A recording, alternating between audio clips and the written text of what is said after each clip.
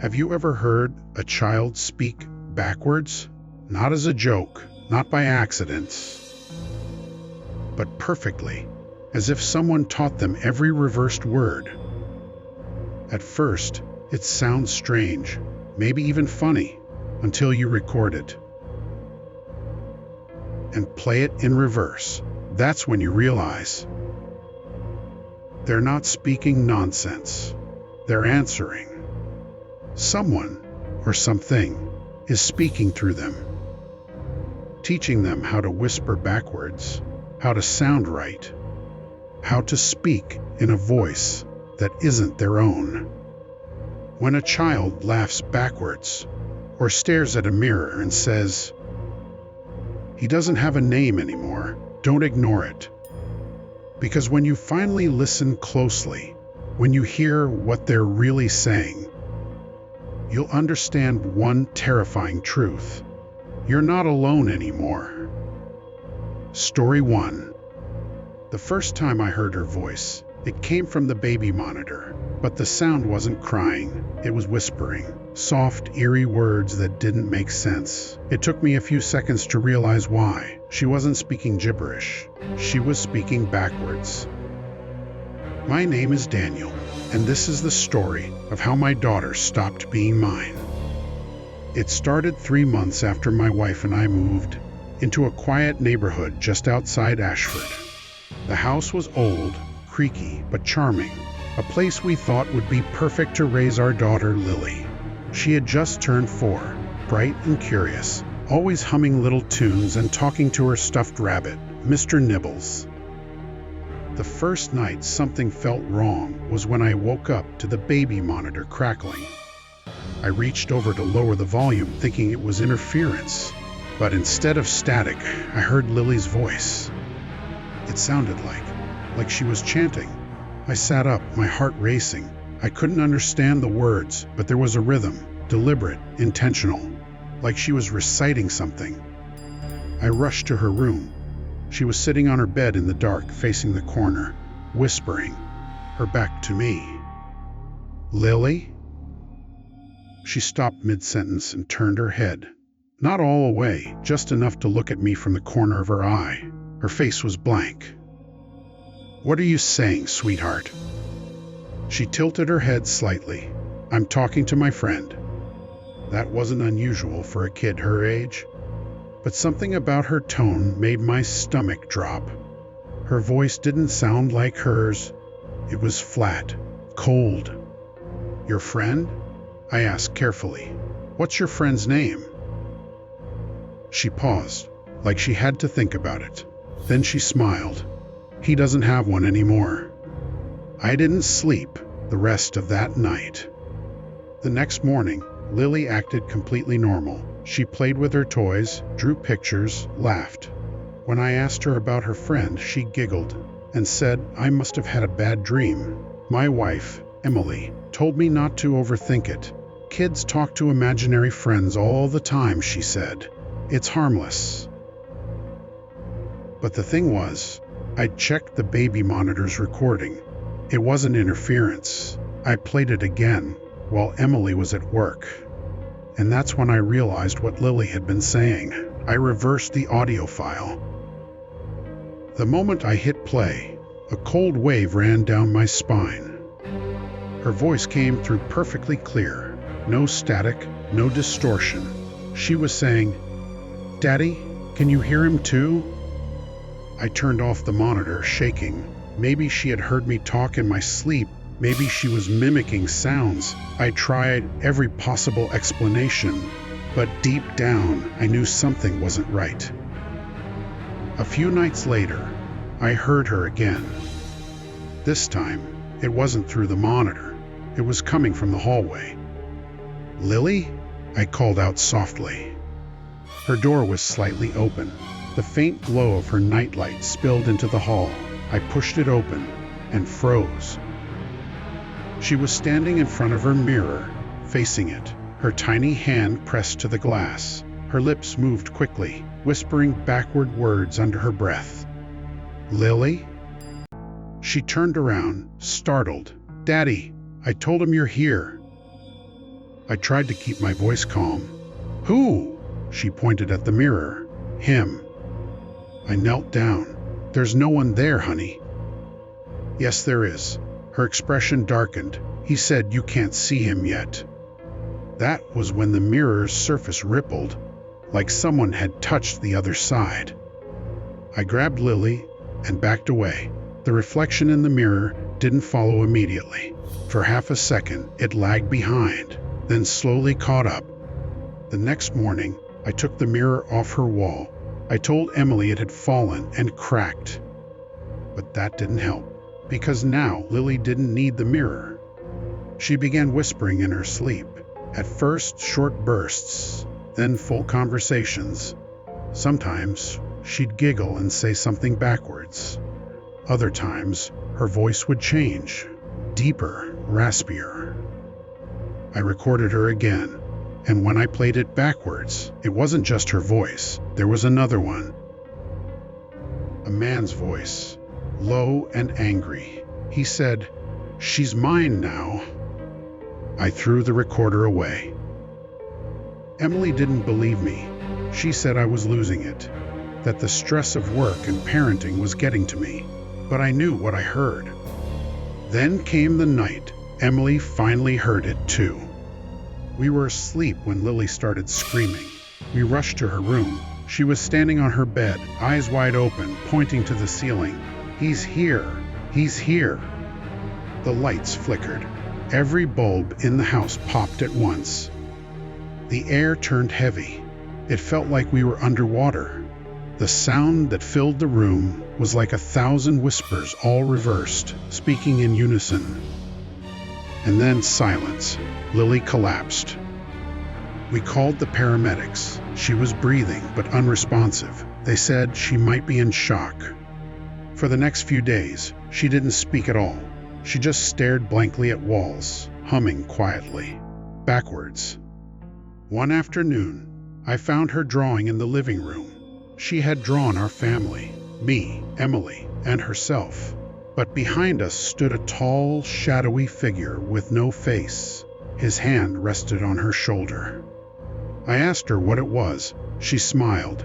"He helps me talk." That night, I dreamed of the mirror. I saw my reflection standing behind me, whispering something I couldn't understand. When I woke up, Lily was sitting at the foot of our bed. "Daddy," she said softly, "he wants to talk to you now." Her voice wasn't hers. I followed her downstairs without knowing why. It felt like I wasn't controlling my own body. She led me to the basement, a place I rarely went. She pointed to the far wall. "He's waiting." There was a small mirror leaning against the concrete. I don't remember putting it there. In its reflection, I saw us, but not us. My reflection smiled before I did. Then it spoke, backwards. And I understood every word. It said my name. I don't remember what happened next. Emily said she found me unconscious in the basement, muttering nonsense. Lily was gone. The police searched for weeks. They found no signs of abduction, no footprints, no broken locks, nothing. It was as if she had just vanished.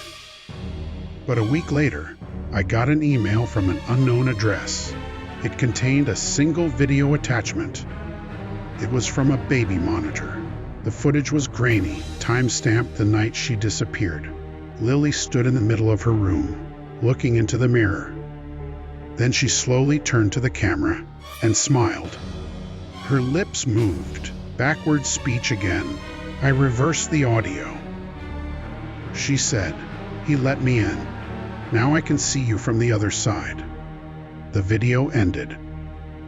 2 days later, I heard static from the old monitor again. When I turned it on, I heard her voice, clear as day. "Hi, Daddy," I whispered. "Lily?" She giggled softly. Then another voice came through, deep, distorted, whispering backwards. I reversed it. It said, "Your turn."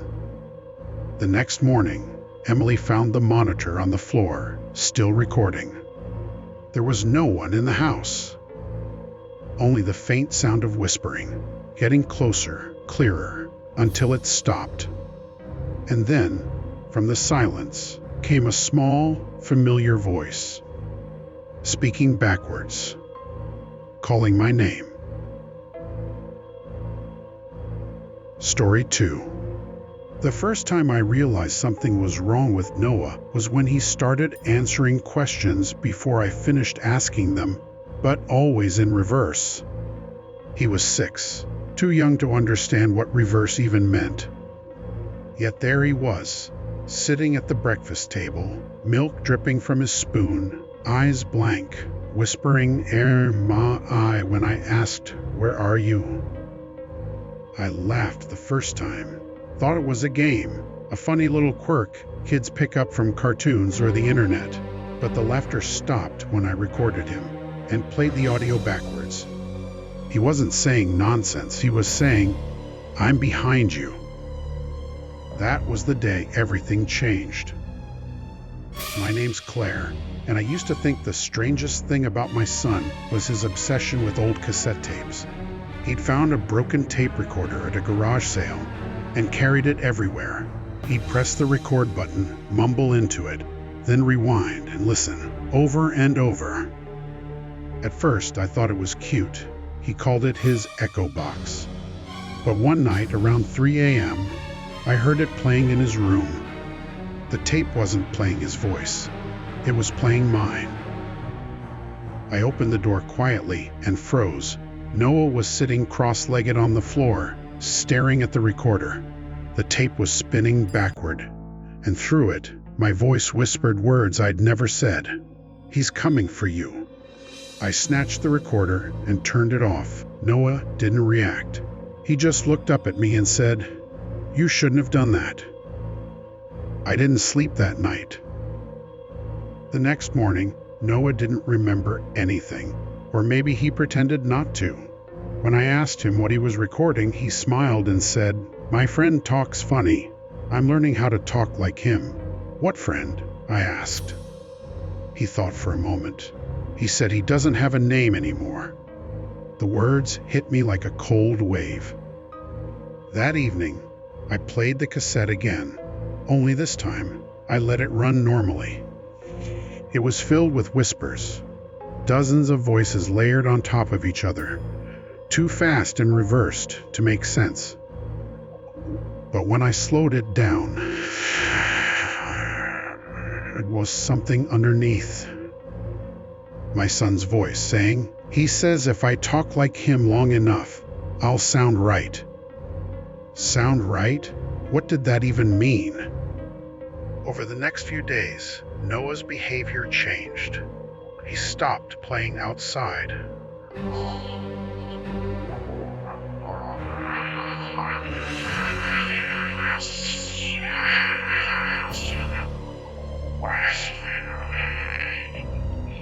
Sometimes, when I walked by, I'd hear faint whispers coming from his room, not his voice, but lower, older, echoing through the walls. I told my husband Mark, but he brushed it off. Kids get weird phases, he'll grow out of it. Except he didn't. One night, while Mark was working late, I heard a noise, a rhythmic tapping sound from Noah's room. I crept upstairs and peeked inside.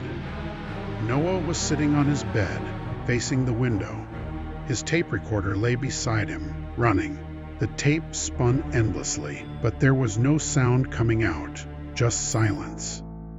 I whispered his name. "Noah?" He turned around, but his lips didn't move. The sound that came next didn't come from him. It came from the recorder. "Mommy, help me." I rushed forward, grabbed him by the shoulders. His skin was ice cold. Then, in a deep, slow voice, he said something backwards. I didn't understand it at first, until later, when I reversed the recording. It said, "Don't touch him, he's mine." That was the moment I realized.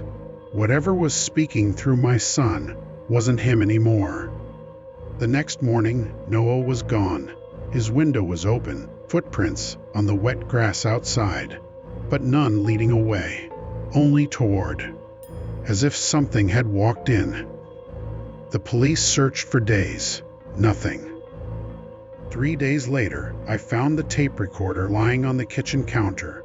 It wasn't there before. The tape inside was labeled Mom. I pressed play. At first, just static, then Noah's voice, quiet, trembling.